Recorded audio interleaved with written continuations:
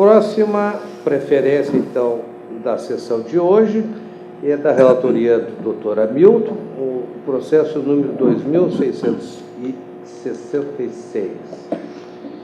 E com a palavra, então, o doutor Procurador Eleitoral. Obrigado, senhor presidente, ilustre relator, eminentes julgadores. Esse é uma promoção de arquivamento do Ministério Público Eleitoral. O Ministério Público Eleitoral, no Tribunal Regional Eleitoral, é representado pelo Procurador Regional da República, nos estados onde há Tribunal Regional Federal, e onde não há Tribunal Regional Federal, o representante do Ministério Público é o Procurador da República, é o membro do Ministério Público Federal, que atua em primeira instância. E, lembrando Calamandeira, a atuação do Ministério Público é de uma parte imparcial.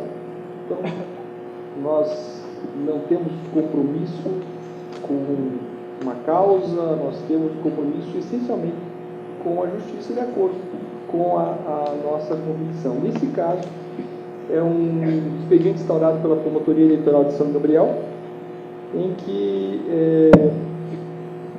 havia propaganda eleitoral irregular em vias públicas do referido município. Vários candidatos foram intimados, muitos retiraram as propagandas, outros não. Depois foi dada nova oportunidade para retirarem as propagandas, mas chegou ao final de todo o processo eleitoral e ainda havia restado algum tipo de propaganda irregular. No entanto, há um prazo, segundo o entendimento do TSE, para o ajuizamento de ações eleitorais que visem punir esse tipo de comportamento. E esse prazo é até as eleições. Então, superado esse prazo, as informações chegaram após as eleições, não há uma opção ao Ministério Público Eleitoral senão requerer o arquivamento do feito. É nesse sentido a manifestação. Muito bem. O doutor Hamilton, como vota? Minha saudação, senhor presidente, a Vossa Excelência, na pessoa de quem saúdo os demais julgadores. Peço licença para saudar a direção desta faculdade, seu diretor, seus coordenadores, o corpo docente da casa e também ao senhor diretor peço permissão para saudar o corpo docente na pessoa do Dr. Leonardo Muraro, que é meu amigo, meu colega de escritório e profissional que eu respeito muito. E, obviamente, especialíssima saudação aos acadêmicos de direito aqui presentes, num número surpreendentemente alto e que só me dá uma tristeza, me dá uma saudade do meu tempo de faculdade, tempo que não volta mais.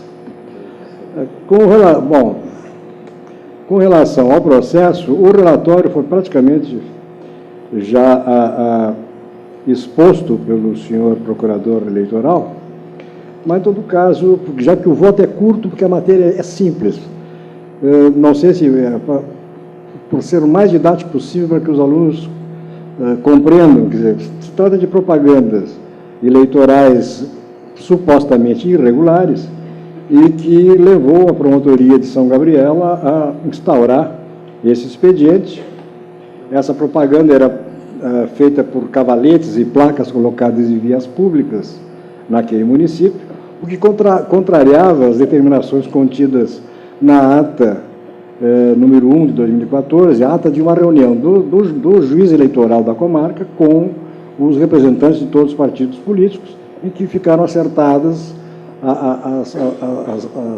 os limites dessa propaganda dentro da legislação e também aquilo que de um consenso entre o juiz eleitoral e os partidos. Constatada essa propaganda irregular, a juíza eleitoral de São Gabriel concedeu o prazo de 12 horas para a retirada dessas propagandas, que foram colocadas no canteiro central da via pública, sob pena de apreensão do material.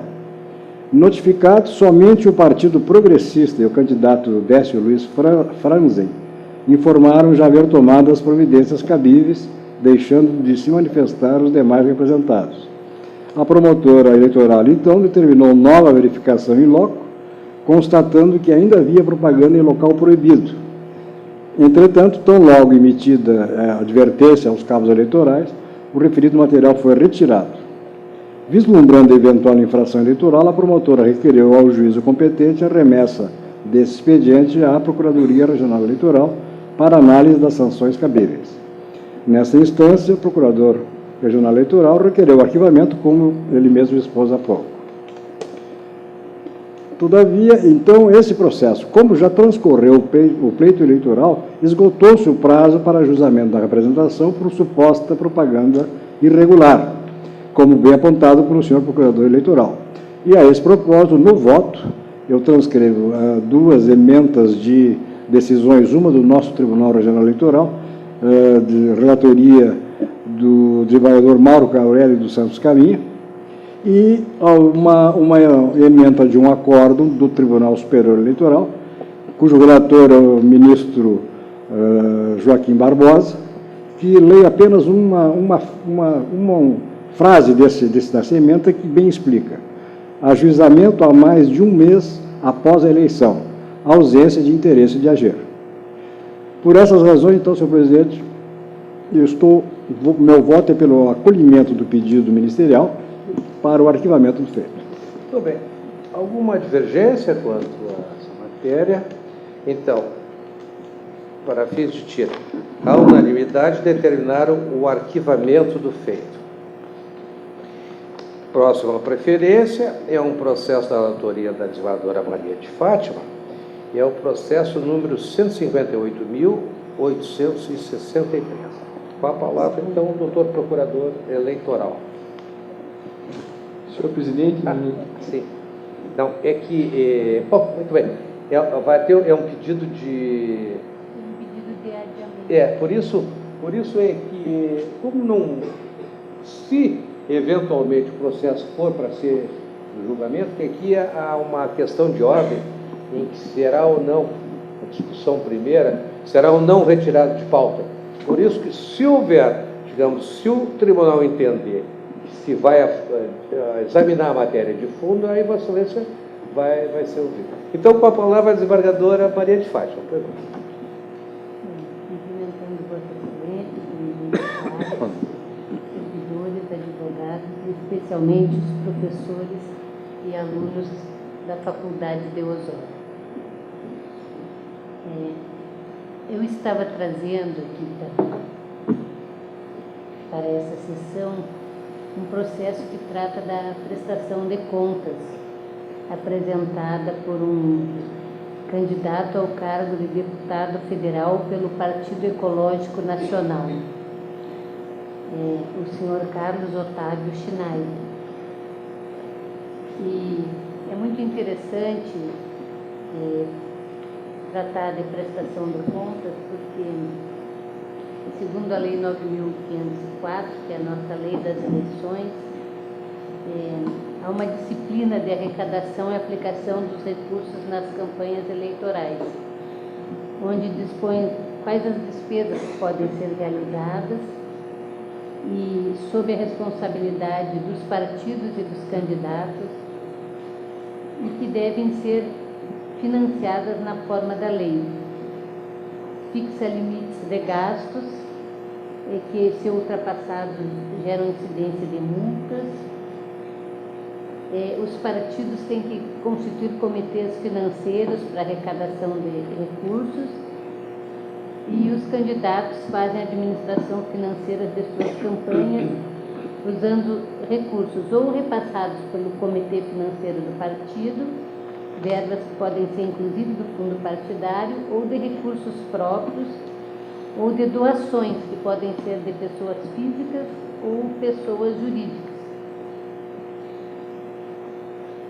E podem haver há uma relação de fontes vedadas e incidindo inclusive em captação ou gastos ilícitos de recursos, será negado o diploma ou cassado o diploma do candidato. E os partidos, quando têm suas contas desaprovadas, perdem as cotas do fundo partidário.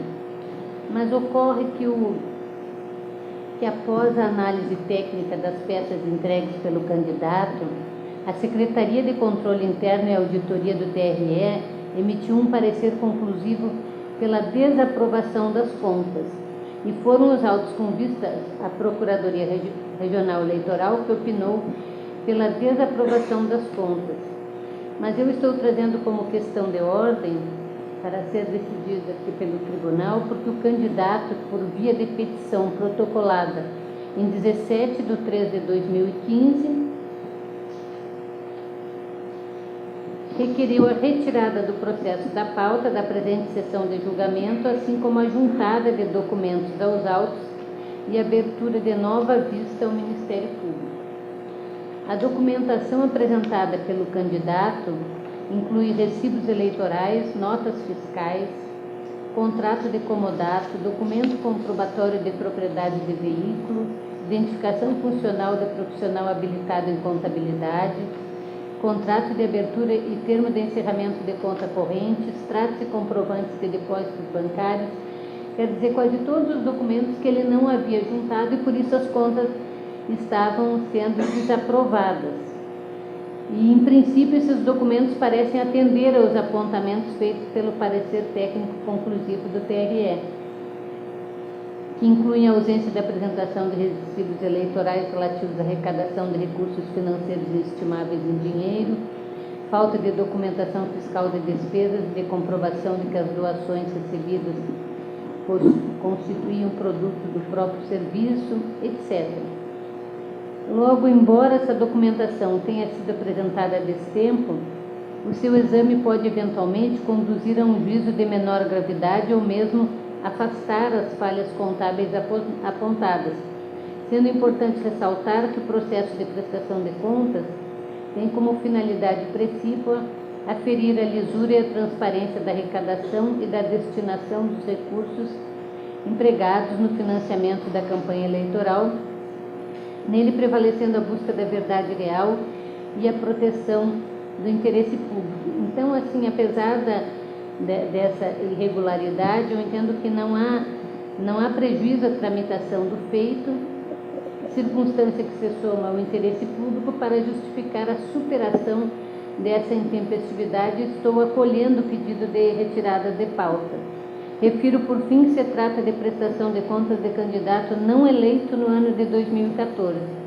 Desse modo, o deferimento do pedido de retirada de pauta e juntada de novos documentos para a reanálise da contabilidade de campanha não encontra o óbice da exiguidade dos prazos previstos na Resolução TSE 23406, relativamente aos candidatos eleitos, o qual motivou esta Corte a reconhecer a ocorrência de preclusão em julgamentos anteriores, a exemplo da prestação de contas 2201. Pelas razões expostas, estou votando então pelo deferimento do pedido de retirada de pauta e de juntada da petição dos documentos protocolados sob número 10.538, remetendo-se os autos à Secretaria de Controle Interno desse tribunal para nova análise técnica. Então, destaco como questão de ordem e peço que sejam escolhidos os votos dos eminentes pares. Alguma divergência quanto ao pedido? Não, eu só gostaria de ratificar a posição da relatora, no sentido de que não há efetivamente óbice aqui, porque já me manifestei em outros votos, no sentido da preclusão para juntar os documentos fora do prazo. Então, realmente é uma situação diferenciada, eu estou acompanhando a relatora. Tudo bem. Então, por unanimidade, o pedido de retirada de pauta, determinando a juntada dos documentos apresentados e a remessa dos autos à Secretaria de Controle Interno deste tribunal.